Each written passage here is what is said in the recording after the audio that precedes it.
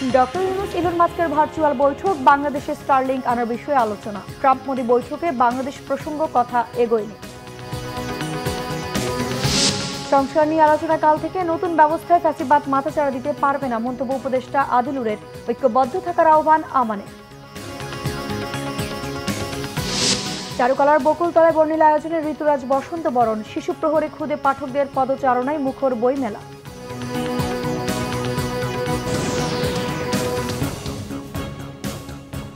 দেখছিলেন crown cement সংবাদ শিরোনাম। বাংলাদেশের অন্তর্বর্তী সরকারের প্রধান উপদেষ্টা অধ্যাপক মোহাম্মদ ইউনূসের সঙ্গে যুক্তরাষ্ট্রের সরকারি দক্ষতা বিষয়ক বিভাগের প্রধান ইলন মাস্কের ফোন আলাপ হয়েছে। ভিডিও আলোচনায় ভবিষ্যৎ সহযোগিতার ক্ষেত্র অন্বেষণ এবং বাংলাদেশে স্টারলিংক স্যাটেলাইট ইন্টারনেট সেবা চালুর বিষয়ে বিস্তারিত আলোচনা করেছেন তারা। বাংলাদেশ সময় বৃহস্পতিবার রাত ৯টার দিকে তাদের মধ্যে ফোন আলাপ হয়। কথোপকথনে কম খরচে কিভাবে উচ্চ গতির ইন্টারনেট সংযোগ বাংলাদেশের শিক্ষা, স্বাস্থ্যসেবা এবং অর্থনৈতিক উন্নয়নের ক্ষমতায়ন অনুন্নত অঞ্চলে এবং এর লাখ লাখ ক্ষুদ্র ও ক্ষুদ্র উদ্যোক্তাদের জাতীয় সীমানার বাইরে প্রবেশাধিকার দিতে পারে সে বিষয়ে তারা আলোচনা করেন। অধ্যাপক ইউনূস বলেন, স্টারলিংক হবে গ্রামীণ ব্যাংক এবং গ্রামীণ ফোনের একটি সম্প্রসারণ যা গ্রামের নারী ও যুবকদের বিশ্বের সঙ্গে সংযুক্ত করার পথ প্রদর্শক হতে পারে। জবাবে ইলন মাস্ক দারিদ্র্য বিমোচনে এর বৈশ্বিক প্রভাব স্বীকার করে গ্রামীণ ব্যাংকের ক্ষুদ্র ঋণে মডেলের প্রশংসা করেন। বাংলাদেশ সফরে ডক্টর ইউনূসের আমন্ত্রণে ইতিবাচক সাড়া দিয়েছেন ইলন মাস্ক। বাংলাদেশের রাজনৈতিক পট পরিবর্তনে যুক্তরাষ্ট্রের খুব একটা আগ্রহ না থাকার বিষয়টি বুঝিয়ে দিয়েছেন মার্কিন প্রেসিডেন্ট ডোনাল্ড ট্রাম্প। যুক্তরাষ্ট্র সফরে যাওয়া ভারতের প্রধানমন্ত্রী নরেন্দ্র মোদীর সাথে বৈঠকে বাংলাদেশ প্রসঙ্গে আসলেও এ বিষয়ে আলোচনা খুব একটা এগোয়নি। বৃহস্পতিবার হোয়াইট হাউসে মার্কিন প্রেসিডেন্ট ট্রাম্পের সাথে ভারতের প্রধানমন্ত্রী মোদীর বৈঠকের পর সাংবাদিকদের সাথে আলাপচারিতায় বাংলাদেশ নিয়ে কথা হয়। প্রসঙ্গ টেনে আনেন ভারতের এক সাংবাদিক। ট্রাম্পের কাছে জানতে চান, সাবেক বাইডেন প্রশাসনের আমলে বাংলাদেশের রাজনৈতিক পট পরিবর্তনে যুক্তরাষ্ট্রের ডিপ স্টেট জড়িত থাকায় বর্তমান প্রশাসনের ভূমিকা কি থাকবে। এক্ষেত্রে বাংলাদেশের অন্তর্বর্তী সরকার প্রধান ডক্টর মোহাম্মদ ইউনূসের সাথে জুনিয়র সোরসের সাম্প্রতিক বৈঠকের বিষয়টি উল্লেখ করেন ওই সাংবাদিক। জবাবে ট্রাম্প বলেছেন, বাংলাদেশ প্রসঙ্গ মোদির উপর ছেড়ে দিয়েছেন। মোদির দিকে ইঙ্গিত করে ট্রাম্প বলেন, তার জানা মতে বাংলাদেশ নিয়ে 100 বছর ধরে কাজ করছে ভারত। সংস্কার নিয়ে রাজনৈতিক দলগুলোর সঙ্গে আলোচনা শুরু হবে আগামীকাল। নতুন ব্যবস্থায় দেশে ফ্যাসিবাদ আর মাথাচাড়া দিতে পারবে না বলে মন্তব্য করেছেন শিল্প ও গণপূর্ত উপদেষ্টা আদিলুর রহমান খান।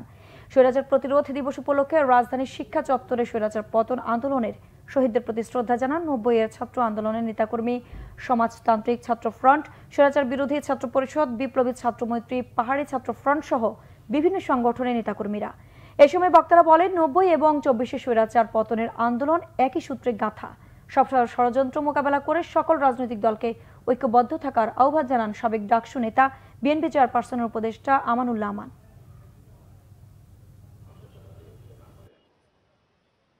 আমরা চাই আন্দোলনকারী সমমনা সকল দল যারা বিগত দিনে ফ্যাসিস্ট বিরোধী আন্দোলন করেছে, শেখ হাসিনা বিরোধী আন্দোলন করেছে, সকলে ঐক্যবদ্ধ হবে।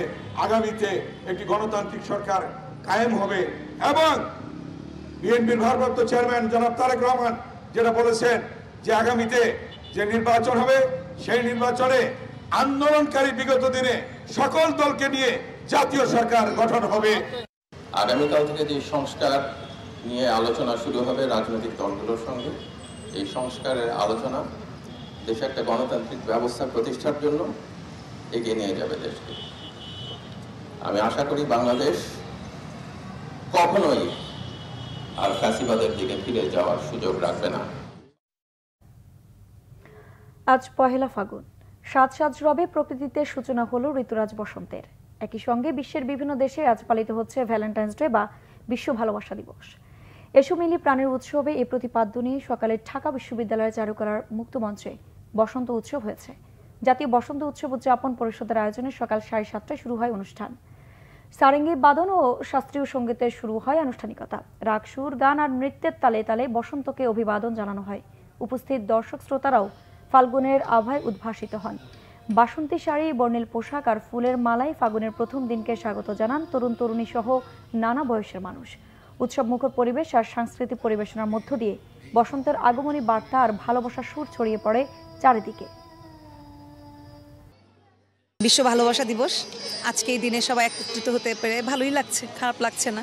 আমি আমার দেশে আছি আমি একটা উৎসবে আসছি, আমি উৎসব মুখর পরিবেশে আছি। আমি কোথায় কি হচ্ছে, কেমন কোনো সমস্যা ফিল করছি কিনা এটাও আমার মাথায় রাখছি না। আমি ফাল্গুনটা আমরা অন্যভাবে স্পেশালভাবে উদযাপন করি, আর ভালোবাসা দিবসটা অন্যরকম। দুইটা একসাথে ভালো লাগছে, মিলেমিশে একই সাথে একই রং, একটা লাল একটা হলুদ। পরিবেশের পরিবর্তন হবেই, চারপাশে পরিবর্তন হবেই, কিন্তু নিজের মনের শান্তির জন্য আমাদেরকে এই দিনগুলোর সাথে থাকতে হবে। আমি থাকি বিদেশে আমেরিকায়, কিন্তু এবার আমার খুব ভালো লাগছে এসে, আর অনিমা রায়ের সাথে প্রোগ্রাম করব দেখে খুবই ভালো লাগছে। অমর একুশে গ্রন্থমেলায় আজ শিশু প্রহর। বইয়ের প্রতি আগ্রহ বাড়াতে সন্তানদের সঙ্গে নিয়ে এসেছেন অভিভাবকরা।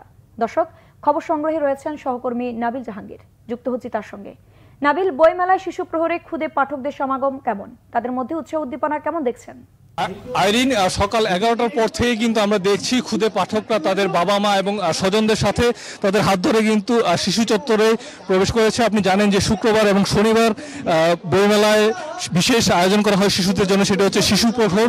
এবং সেখানে কিন্তু যেহেতু আজকে শুক্রবার এবং ছুটির দিন, সেক্ষেত্রে বাবা মা তাদের সন্তানদেরকে নিয়ে কিন্তু বইমেলায় সকাল সকাল ছুটে এসেছেন। এবং আপনি জানেন যে গত প্রথম যে শিশু প্রহর ছিল, সেখানে সিসিমপুরের যে পাপেট শো, সেটি আয়োজন না থাকায় কিন্তু শিশু এবং অভিভাবকদের মধ্যে এক ধরনের আক্ষেপ ছিল, এবং সেটি দূর করতে কিন্তু আজকে আমরা দেখতে পাচ্ছি এক ধরনের একটি পাপেট শো আয়োজন করা হয়েছে। সেটি হচ্ছে দুপুর 12টা থেকে 1টা পর্যন্ত চলবে, এবং এই পাপেট শোটি আমরা নিশ্চয়ই দর্শকদেরকে দেখাতে পারছি। এই পাপেট শোটির কারণে কিন্তু শিশু যারা এসেছেন আজকের এই শিশু প্রহরে, তাদের মধ্যে এক ধরনের বাড়তি উচ্ছ্বাস এবং বাড়তি আনন্দ তৈরি হয়েছে। আমরা দেখেছি সকাল থেকে শিশুরা তারা স্টলে ঘুরছেন, এবং ঘুরে ঘুরে তারা তাদের যে পছন্দের বইগুলি রয়েছে সেগুলি তারা আসলে কিনছে। এবং আমরা তাদের সাথে কথা বলেছি, তারা আমাদেরকে যেটি জানিয়েছে, শিশুদের মধ্যে কিন্তু ভূতের গল্পের বইয়ের প্রতি এক ধরনের বিশেষ আগ্রহ রয়েছে। আমরা দোকানদারদের সাথেও কথা বলেছি, তারাও যেটি বলছেন যে শিশু প্রহরে শিশুদের যে সকল বইগুলো রয়েছে তার মধ্যে গল্পের বইয়ের বিক্রি বেশি, তার মধ্যে যে ভূতের গল্পের যে বইগুলো রয়েছে সেগুলোর বিক্রি সব থেকে বেশি। এবং আপনাকে একটি তথ্য জানিয়ে রাখতে চাই, সেটা হচ্ছে যে শুক্রবার এবং শনিবার শিশু প্রহর আয়োজন করার কথা থাকলেও আগামীকাল শনিবার কিন্তু শিশু প্রহরের আয়োজনটি থাকছে না। শবে বরাতের কারণে সেই আয়োজনটি বন্ধ থাকছে আগামীকাল। এছাড়া আজকেও কিন্তু প্রতিদিন বিকেল 3টা থেকে রাত 9টা পর্যন্ত শিশু বইমেলা চললেও আজকে কিন্তু শবে বরাতের কারণে সেটি সন্ধ্যা 7টার মধ্যেই শেষ হবে। এই ছিল এখানকার সবশেষ খবর। ধন্যবাদ নাবিল। টঙ্গীতে চলছে বিশ্ব ইজতেমার দ্বিতীয় পর্ব। আজ ফজর নামাজের পর বয়ানের মধ্য দিয়ে শুরু হয়েছে দ্বিতীয় দিনের কার্যক্রম। জুমার নামাজ থাকায় ইজতেমায় মুসল্লিদের ব্যাপক সমাগমের প্রস্তুতি নেওয়া হয়েছে। ফজর নামাজের পর উর্দুতে বয়ান করেন ভারতের মাওলানা আব্দুস সাত্তার, আর বাংলায় তর্জমা করে শোনান বাংলাদেশের মুফতি আজমুদ্দিন। মুসল্লিরা নিজ নিজ খিত্তায় বয়ান শুনছেন আর তসবিহ তাহলিলে মাশগুল রয়েছেন। এরই মধ্যে ইজতেমায় শরীক হয়েছেন মাওলানা সাদের দুই ছেলে মাওলানা ইউসুফ বিন সাদ ও মাওলানা ইলিয়াস বিন সাদ। জুমার নামাজে ইমামতি করবেন মাওলানা ইউসুফ বিন সাদ। আজ জুমার নামাজ হবে দুপুর 1টায়। এদিকে গত রাত 12টার দিকে ইজতেমায় আগত এক মুসল্লির মৃত্যু হয়েছে। 1 নম্বর খিত্তায় অবস্থান নেওয়া ওই ব্যক্তি দিদার তরফদার খুলনার লবণচড়া থানার বাঙ্গালগড়ি এলাকার বাসিন্দা। ফজরের নামাজের পর ইজতেমা ময়দানে নামাজে জানাজা শেষে তার মরদেহ নিজ বাড়িতে পাঠিয়ে দেওয়া হয়েছে। দর্শক, ছিল এখনকার মতো। পর সংবাদ দুপুর 2টায়। এর আগে একটা রয়েছে নিউজ টপ 10, দেখার আমন্ত্রণ রইল। এছাড়া বাংলা ভিশন সংবাদ ও সংবাদ সংশ্লিষ্ট অনুষ্ঠান দেখতে ভিজিট করুন www.bbnews24.com ও facebook.com/banglavisionnews এবং সাবস্ক্রাইব করুন youtube.com/banglavision। ধন্যবাদ।